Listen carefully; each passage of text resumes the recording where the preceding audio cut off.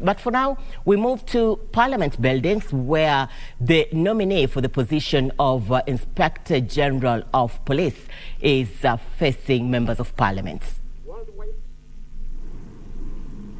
that is how police commissions are organized. We have the civilian aspect, then the executive. Because worldwide, police work is very stressful career. Worldwide. Therefore, when I'm there sitting as an IG,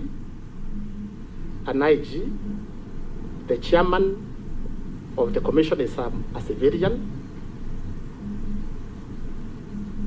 As we deal with the HR issues, I'm able to guide the commission regarding issues of an officer who is in Kibish. I've been there. An officer who is in Kiunga. I've been there. Therefore, it's a good idea to have the two DIGs and the IG as commissioners. That is helping a lot.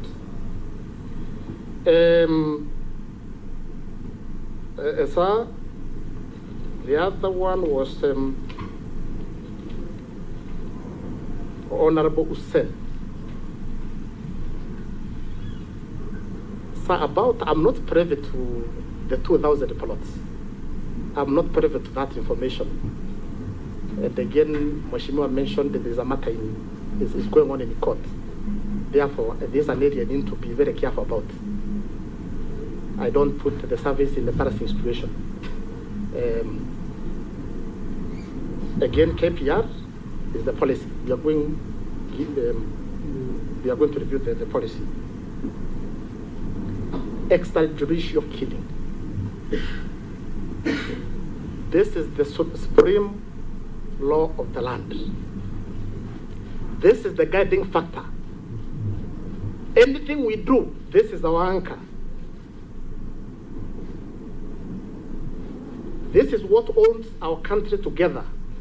And as I said, this is our country, all of us. We have no spare country.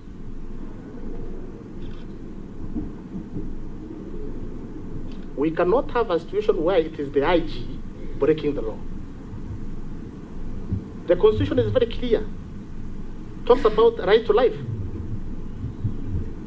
It's very clear. Who am I as a policeman to decide to take somebody's life? Under my watch, anybody attempting that one will face the law. We must allow every citizen of this country to enjoy his or her existence. You exist, enjoy existing. That is the commitment I wish to give this morning, this afternoon, sorry, sir. Missing persons and chair. That's why I'll come back again, maybe this committee, so that we can discuss further about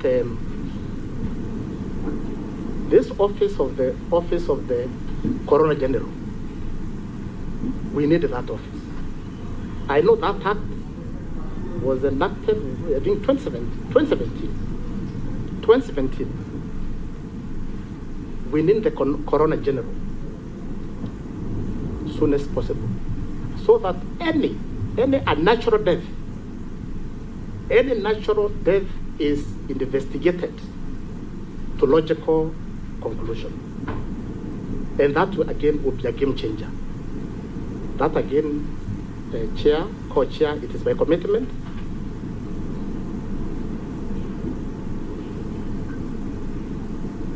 We need support by the committee to make that operational.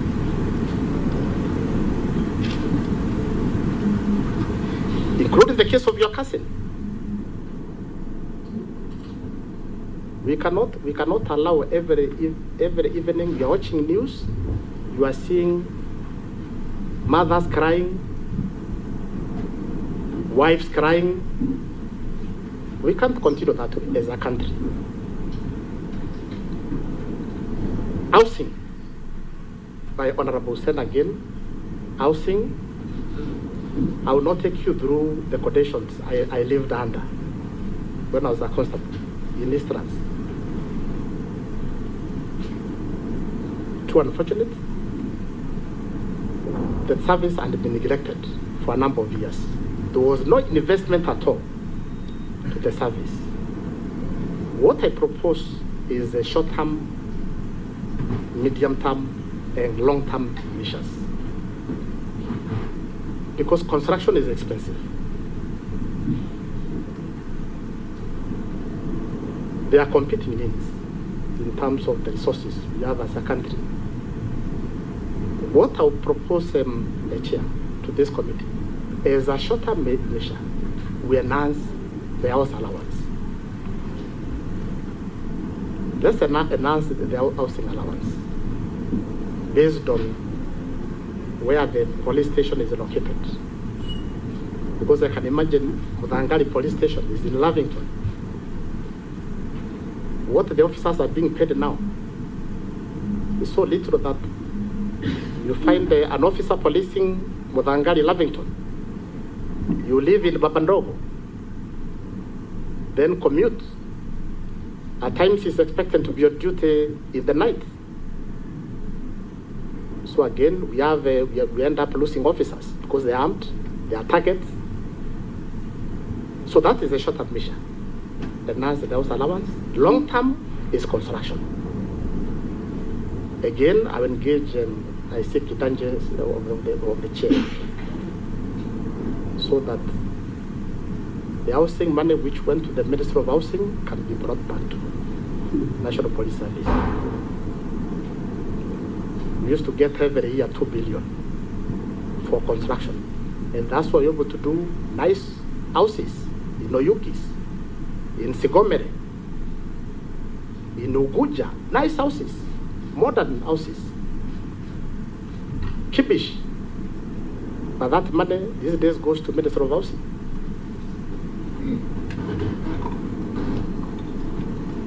The officers I was asking, they told me they have not been called for any meeting by the Minister of Housing. I wish that money is channeled through the service.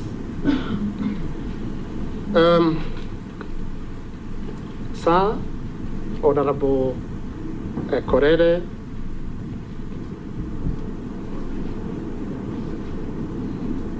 sir, I wish to report, since I took over the command of the National Police College, I've not taken even a single police officer for training to Mokogondo. Since I took over, because of the issues with the community there, I didn't want to compromise our relationship with the community. So these days, we train on our land, police land in Magadi. We stopped from when I took over November 2019, not even a single police officer from Kiganjo is trained in Mokogondo. They go to Magadi. Point of order, Chair.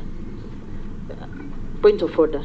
Yes, or point of information. I want to inform the Buanakome that I'm aware they stopped training because of a case of a school child who was blown up by the ordinances the police recruits or the police trainers have left in our field. That is in 2019. The boy was actually blown up on the 31st of December 2019. We have a schoolgirl of class 6 with a bullet lodged in her knee because there was a stray bullet that hit the child. And what the police did, instead of addressing the issue, they have trained on our land. Our land, we have the title, for over 50 years. Instead of addressing that issue, they have not been paying any lease to that community. They actually ran away and refused to address the communities whatsoever. And I'm just bringing it to his attention, now that he's the Inspector General. The family of the boy who was blown up is still mourning the loss of their loved one. The girl that has got bullet lodged on her knee is still going through problems, very poor. They can't even afford medication. What are you going to do if we, if we approve your appointment, to address, because it is an injustice done to those families.